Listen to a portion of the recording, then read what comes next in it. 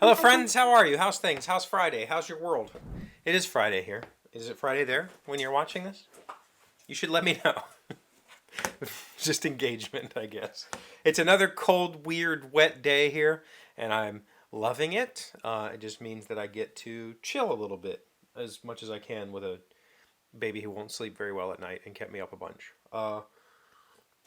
That being said, I have a game night tonight. I'm going to get to play games. It's going to be awesome, and I'll tell you about it next week. I want to go back and touch on a comment that was left on the video from Wednesday. Was it Wednesday's video where I talked about improv? Or was that yesterday? I don't know. Somebody left a comment. I did a video talking about can you learn improv and am I learning improv? I think it was Wednesday's video. Have I been working on solos for the songs I've been learning, that sort of stuff. And so I did a video talking about improv because there's been some discussion online recently about can you teach improv, and some people say you can't. And I disagree. And here's a good comment that was left by Darin. Darin Schneider said, seemed like you verbally improvised that entire video, and you did very well because you had ideas and the vocabulary to express those ideas within the framework of the English language. I think music is a lot like that. But what do I know? I've always sucked at jazz. Yes, that's a really good correlation. Verbal improv is no different than musical improv. It's the same thing. Like, look at AI. AI is improving. It's taking a framework, the language and the expectation of the listener, and it's using that to predict words that form thoughts. That's kind of how music improv works. You're taking the framework of Western style music, meaning that we have a 12-note scale with, even temperament, even though that just means like it's not really. I don't know how to. I don't. That's a whole different video. If you don't know about temperament in modern music, you should maybe go watch some videos on it. It's really fascinating at how. Anyway. That's beyond this. The point is, we take these 12 notes and we make music with those 12 notes. There are other places where there are other musical traditions where they don't have the same 12 notes that we have in Western style music. They might have more notes. They have in-between tones. They have microtones. Microtonal music is also a thing in Western music, don't get me wrong. But there are other systems besides, C to be whatever, Western style systems.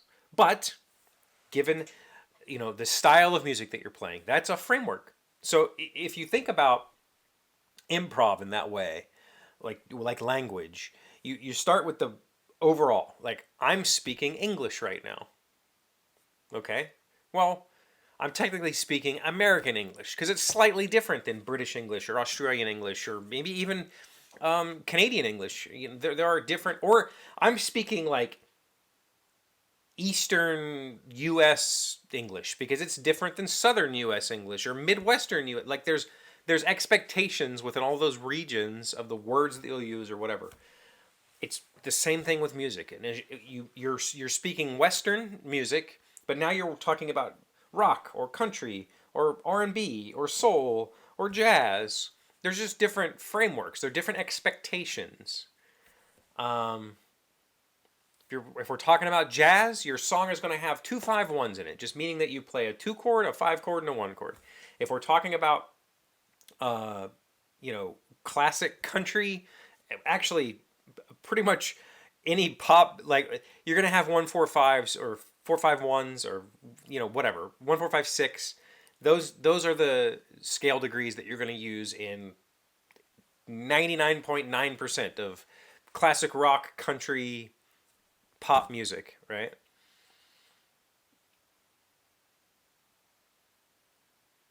And I think, when I started working with Kyle, for instance, Kyle's been teaching me for the past 4 months or something like that.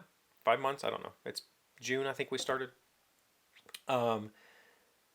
I already came to Kyle with a fairly rudimentary foundation in music theory. I'd been spending the previous year learning theory because I felt like that's the framework that I need to understand or to internalize, but it takes a long time. Like I'm discovering that it's taking me a very long time to internalize some of this stuff, but I'm getting it. Like without really studying it. It's not like I'm sitting down and taking notes and studying my notes and taking tests.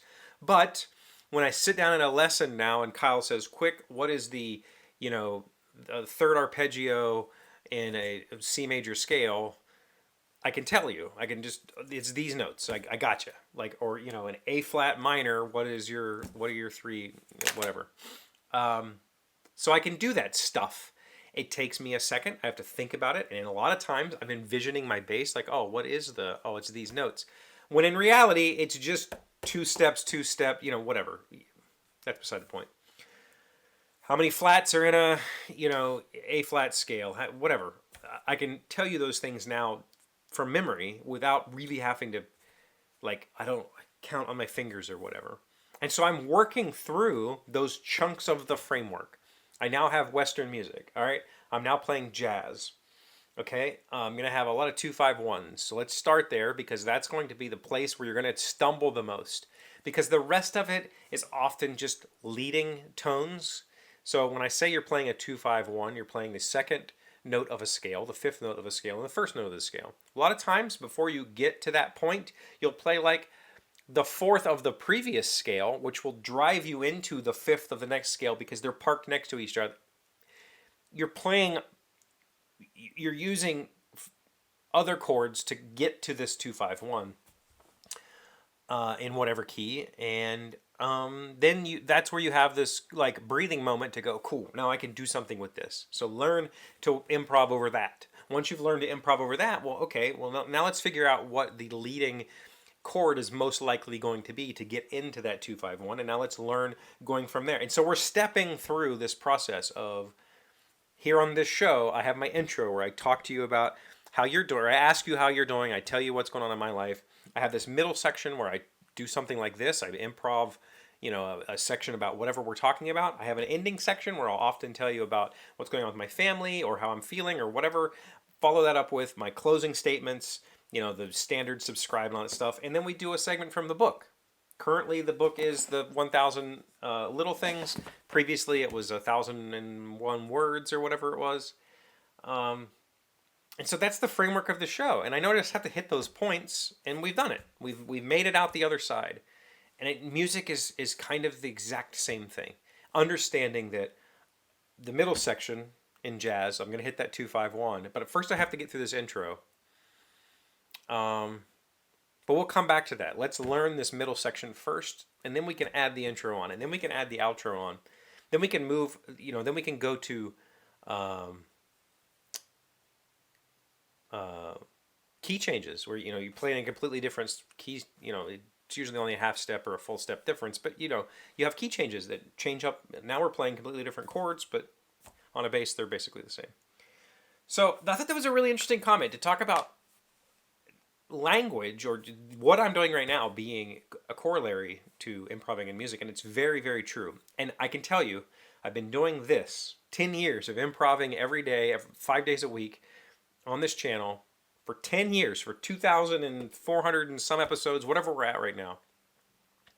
I could not do this at the beginning. I stumbled through it. I had to have topic ideas. I had to have thoughts. I had to have notes because there was no possible way I could sit down and just talk about something for 8 or 10 minutes. But now it's give me a topic. We'll talk about it for 10 minutes. I'll have something to say. And it is a skill. It is a skill that I've developed. And I think I have to think of that when I'm doing these things with Kyle, when I'm learning how to do this improv. Give myself a little grace. I've only been doing this for like 4 months. I'll get there. I don't need to. This isn't a sprint. I don't have an album coming out next month. I'm not getting in a tour van and touring the country with a jazz ensemble. There's no reason I have to sprint to getting. Oh, I want to be able to do all this stuff. I'll get there. Just let's work on it. And I think that is the method that Kyle has been working me through. Let's learn let's get some foundation, and then we'll start building on that. And in the end of that, I think I'll be a decent improver. And I think that knowing that, yeah, you absolutely can teach improv. just like you learn language, you can learn to improv. It's, you know, just how it works. Okay, thank you for that comment, Darin. I very much appreciate that. Thank you all for watching. I hope you have a good weekend. Like I said, I've got a game night tonight. I'm very excited about that. I'm going to play, I believe, we're going to start off with Sanctuary, the new like Arc Nova style game, and then we'll see where we go from there. I have lots of new games that I haven't played. I brought stuff back from Gen Con that's been untouched, so I'm excited to get a chance to play some of those things. Other than that, pretty normal weekend. What do you got going on? Let me know in the comments. Thank you for watching. Please like the video. Doesn't matter if you liked it, just like it. And please subscribe if you're new here. We're still growing. We're still working towards 25,000. I very much appreciate all of that. I'll see you again tomorrow. Today's 1,000. No, I'll see you on Monday. Duh. Today's 1,000 plus little things happy, successful people do differently. We are learning 10 truths that will change the way you see yourself today. Number 3, other people's opinions of you are rarely accurate. People may have heard your stories, but they can't feel what you're going through today. They aren't living your life, so let go of what they say about you. There's a great freedom in leaving others to their opinions. There's a huge weight lifted when you take nothing personally. That's very, very true. It's also very important to remember that those people don't think about you. Nobody thinks about you. Think about that. How often do you think about somebody? You're too busy thinking about yourself. Same thing. When a person says something about you, they're saying it in that moment. They haven't worked up to that, you know. They don't think about it.